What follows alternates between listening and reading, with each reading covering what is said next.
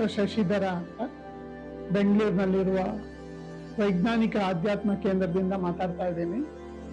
ಇವತ್ತಿನ ವಿಷಯ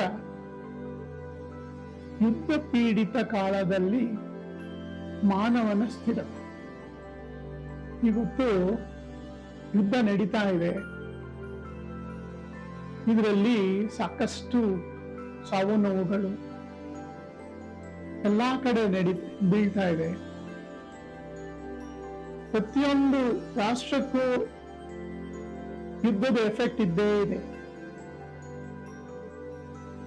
ಈ ಸಿಚುಯೇಷನ್ ಅಲ್ಲಿ ನಾವು ಹೇಗೆ ಸ್ಥಿರತ್ವವಾಗಿರ್ಬೇಕು ಅಥವಾ ಶಾಂತ ತತ್ವದಿಂದ ಕೂಡಿರ್ಬೇಕು ಅನ್ನೋದು ಬಹಳ ಬೇಕಾಗಿರುವಂತ ಒಂದು ವಿಷಯ. ನೋಡಿ, ಸಿಂಪಲ್ ಆಗಿ ಸತ್ಯ ಏನಿದೆ, ಪ್ರೆಸೆಂಟ್.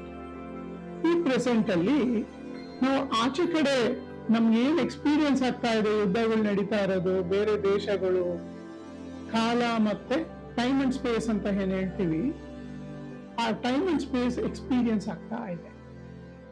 ಬಟ್ ನಾವು ಈ ಪ್ಲಾನೆಟ್ ಬಂದಿದ್ದೆ ಯಾವ ರೀತಿ, ಟೈಮ್ ಅಂಡ್ ಸ್ಪೇಸ್ 9 ತಿಂಗಳ ಮಗು ತಾಯಿ ಗರ್ಭದಲ್ಲಿರುವಾಗ ಟೈಮ್ ಅಂಡ್ ಸ್ಪೇಸೇ ಇಲ್ಲ. ಆ ಮಗುಗೆ ಆಚೆ ಕಡೆ ಯುದ್ಧ ನಡೀತಾ ಇರೋದು ಗೊತ್ತಿಲ್ಲ. Even today when we go to deep sleep, ಅಂದ್ರೆ ಗಾಢವಾದ ನಿದ್ರೆ, ಸ್ವಪ್ನ ರಹಿತ ನಿದ್ರೆಗೆ ಹೋದಾಗ ನಾವು ಮತ್ತೆ ಶಾಂತ ತತ್ವದಲ್ಲಿ ನಿಲ್ತೀವಿ.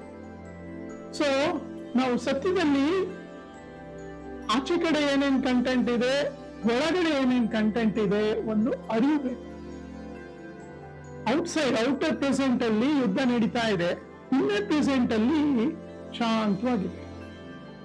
ಸೊ ಇವಾಗ ಯುದ್ಧದಲ್ಲಿ ನಡೀತಾ ಇರುವಾಗ ನಮ್ಮ ಕರ್ತವ್ಯ ಏನು, ಪರೋಪಕಾರಾರ್ಥ ಮಿದಂ ಶರೀರಂ. ದೇವರು ಪ್ರತಿಯೊಬ್ಬ ಮನುಷ್ಯನು ವಿಶೇಷವಾಗಿ ವಿಶಿಷ್ಟ ಗುಣಗಳಿಂದ ಮಾಡಿರ್ತಾನೆ. ಅದರ ಮೂಲಕ ಪರೋಪಕಾರಾರ್ಥ ಮಿದಂ ಶರೀರಂ, ನಾವೇನಾದ್ರೂ ಹೆಲ್ಪ್ ಮಾಡಕ್ಕಾದ್ರೆ ಆ ರೀತಿ ಹೆಲ್ಪ್ ಮಾಡ್ಬೋದು. ಬಟ್ ನಾವು ಸ್ಥಿರತೆಗೊಳ್ಬೇಕು ಅಂದ್ರೆ ಅದನ್ನು ಟ್ರಾನ್ಸೆಂಡ್ ಮಾಡಿಬಿಟ್ಟು ಇನ್ನರ್ ಪ್ರೆಸೆಂಟ್ಗೆ ಹೋಗ್ಬೇಕು. ನಿಮ್ಮ ನಿಜವಾದ ಸ್ಥಿತಿಗೆ ಹೋಗ್ಬೇಕು. ಅದನ್ನ ಎವರ್ ಪ್ರೆಸೆಂಟ್ ರಿಯಾಲಿಟಿ ಅಂತ ಕರಿತೀವಿ, ಅಥವಾ ಬಯಲು ಅಂತ ಕರಿತೀವಿ, ಅಥವಾ ಶಾಂತ ತತ್ವ ಅಂತ ಕರಿತೀವಿ. ಸೊ ನಿಮ್ ಒಳಗಡೆನೆ ಅಂತರಾಳದಲ್ಲಿ ಆ ಒಂದು ಸ್ಥಿತಿ ಇದೆ, ಇನ್ನರ್ ಪ್ರೆಸೆಂಟ್. ಇವಾಗ ಮಗು ನ್ಯೂ ಬಾರ್ನ್ ಬೇಬಿನ ಹಿಂಗ್ ತೆಗೆದುಕೊಂಡು ಹಿಂಗ್ ನೋಡ್ಸಿದ್ರೆ ಏನಾದ್ರೂ ಅರ್ಥ ಆಗತ್ತಾ, ಯುದ್ಧ ಅರ್ಥ ಆಗತ್ತಾ? ಇಲ್ಲ. ನಾವು ಕೂಡ ನ್ಯೂ ಬಾರ್ನ್ ಬೇಬಿ ಆಗಿದ್ದು, ಇವಾಗೂ ಕೂಡ ನಾನು ಕಲ್ತಿರೋದ್ನೆಲ್ಲ ಒಂದ್ ಸ್ವಲ್ಪ ಸೈಡ್ಗೆ ಇಟ್ಟಾಗ ನಾನು ಸ್ಥಿರತೆಯಿಂದ ಅಂತರಾಳಕ್ಕೆ ಇಳಿಬಹುದು, ಶಾಂತ ತತ್ವದಲ್ಲಿ ನಿಲ್ಲಿಸಬಹುದು. We need to transcend from outer present to inner present. Thank you.